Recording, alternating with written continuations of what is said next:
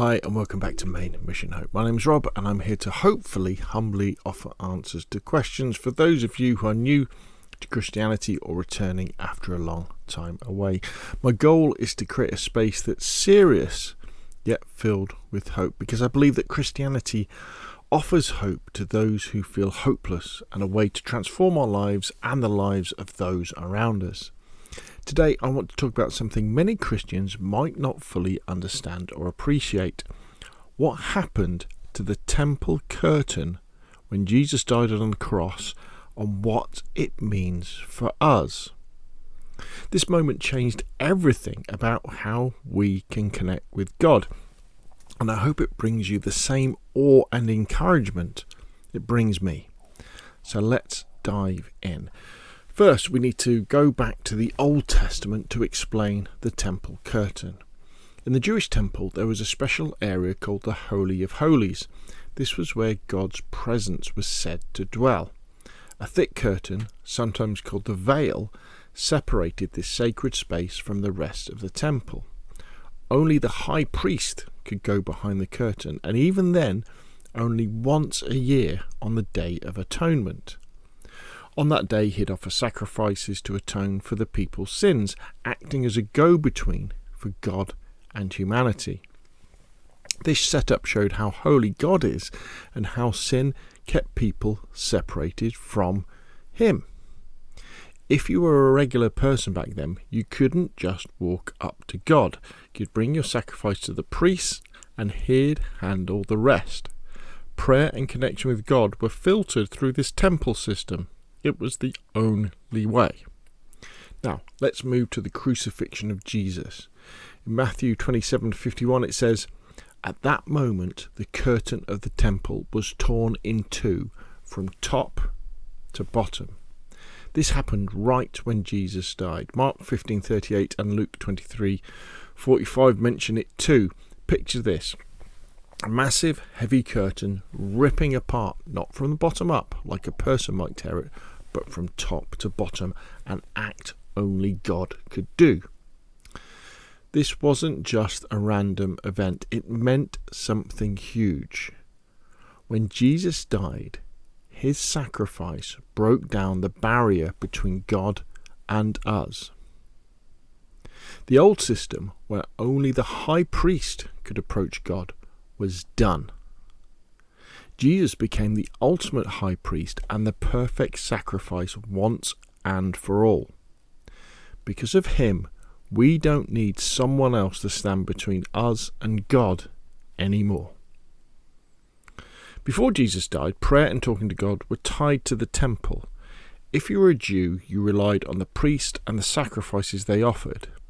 If you weren't Jewish, you were even further removed, barely able to get near the temple, let alone God. It was a system with walls, both literal and spiritual. But after the cross, everything shifted. The book of Hebrews captures this. In Hebrews 4:14-16, it says, "Since we have a great high priest who has ascended into heaven, Jesus the Son of God, let us then approach God's throne of grace with confidence, so that we may receive mercy and find grace to help us in our time of need."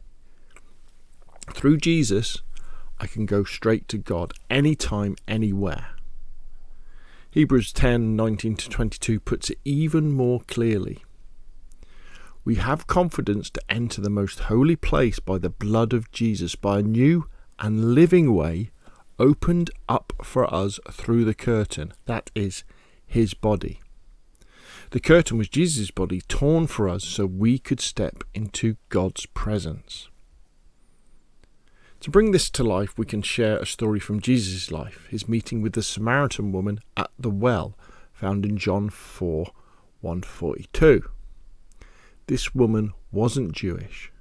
She was a Samaritan, someone the Jews saw as an outsider.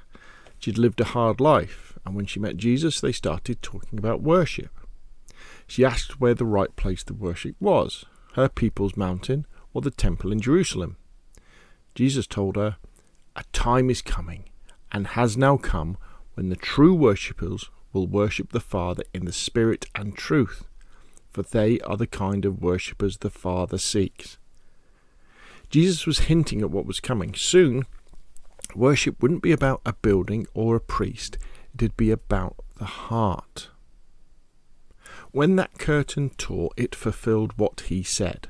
No more barriers, no more specific locations. Whether you're a Jew, a Samaritan, or anyone else, you can talk to God directly because of Jesus. Imagine being one of Jesus' disciples or an early believer. You grew up with a temple system, rules, priests, sacrifices. Suddenly, Jesus dies, the curtain tears, and you're told you can approach God yourself. That would have been mind-blowing. They'd spent their lives thinking God was behind a wall, reachable only through others. Now Jesus made it personal. It's no wonder they went out boldly sharing this news with everyone, Jews, Gentiles, anyone who'd listen. This was revolutionary, a direct line to God, open to all. The tearing of the temple curtain is one of the most incredible moments in the Bible, even if it's easy to miss. It shows us that Jesus' death didn't just save us, it brought us close to God in a way that was never possible before. We don't need a priest, we don't need a temple. We can pray, worship, and talk to God right now wherever we are. That's the hope Christianity offers. No matter who you are or what you've been through, God is accessible to you through Jesus. If you're new to this faith or coming back after a while, I hope this fills you with wonder and encouragement. You're not on the outside looking in. Jesus has invited you right into God's presence. Thank you for listening. May this truth bring you hope and draw you closer to Him.